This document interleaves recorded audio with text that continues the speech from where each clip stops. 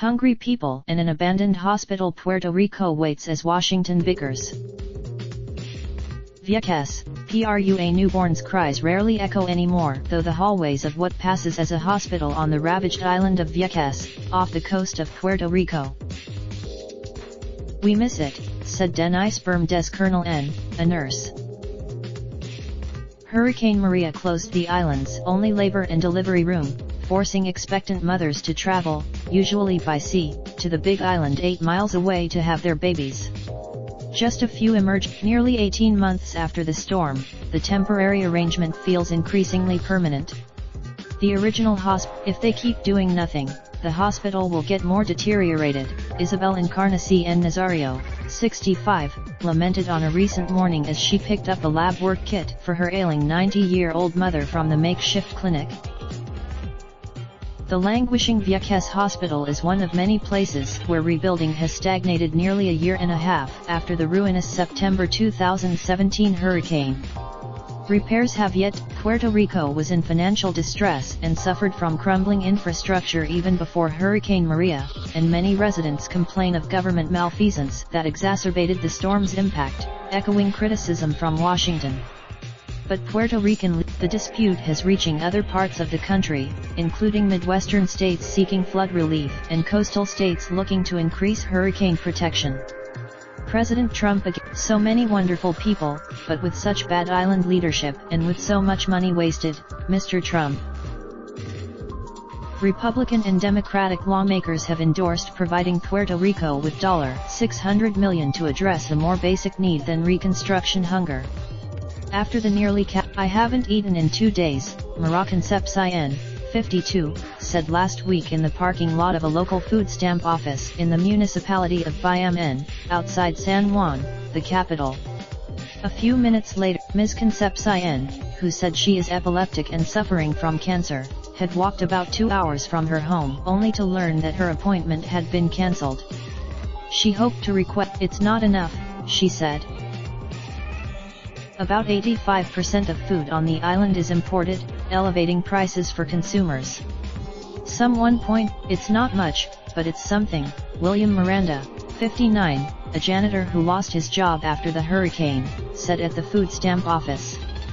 "We buy as much as." House Democrats have pushed for funding beyond the food stamp program, including $849 million for the Environmental Protection Agency to fix damaged water systems, about $150 million in housing grants for Puerto Ricans and a provision requiring the Federal Emergency Management Agency to pay the full cost of permanent work on public buildings and other infrastructure, as it did after Hurricanes Katrina and Sandy.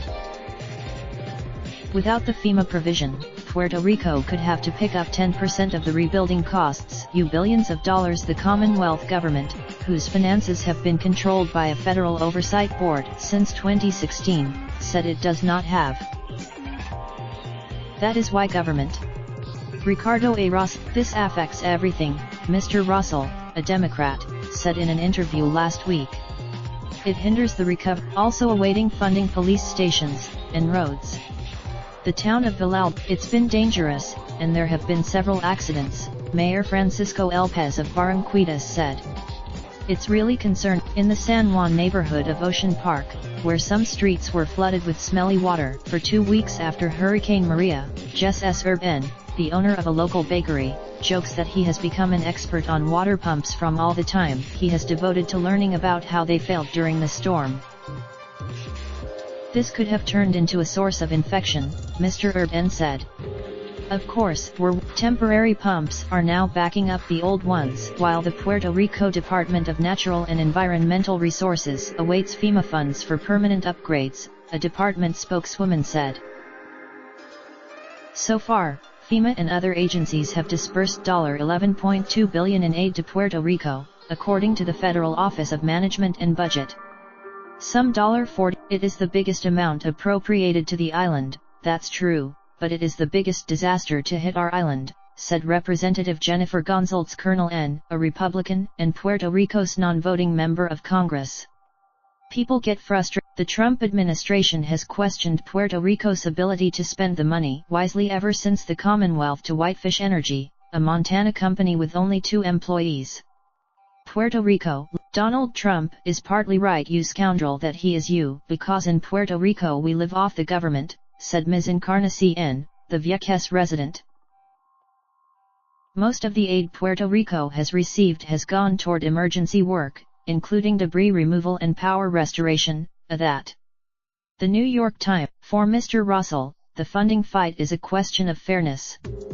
For every a University of Michigan in January found it took twice as long 4 months for Hurricane Maria survivors in Puerto Rico to receive a comparable amount of individual aid, about $1 billion, as Hurricane Harvey survivors in Texas and Hurricane Irma survivors in Florida, though Maria was stronger and more devastating.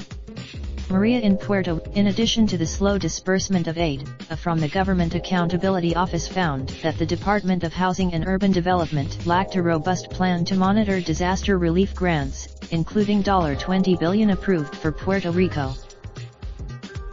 In Bickers, with the hospital out of commission, dialysis patients had to travel to the Big Island 3 times a week to get treatment for more than a year after the storm. Several patients, it wasn't easy, said Edwin Alvarado Cordero, a 58-year-old diabetic. Standing across, last year, on the ferry to the Big Island, Mr. Alvarado suffered a heart attack. He had open hearts. It's far, but it's better there, Mr. Alvarado said. What's left of the Alejandra Rosa contributed, reporting from BIMN, PR. Raindrop, drop top smoking, no cooking the hot pot. Fucking on your bitch, yeah, that. Looking up, open the park pot.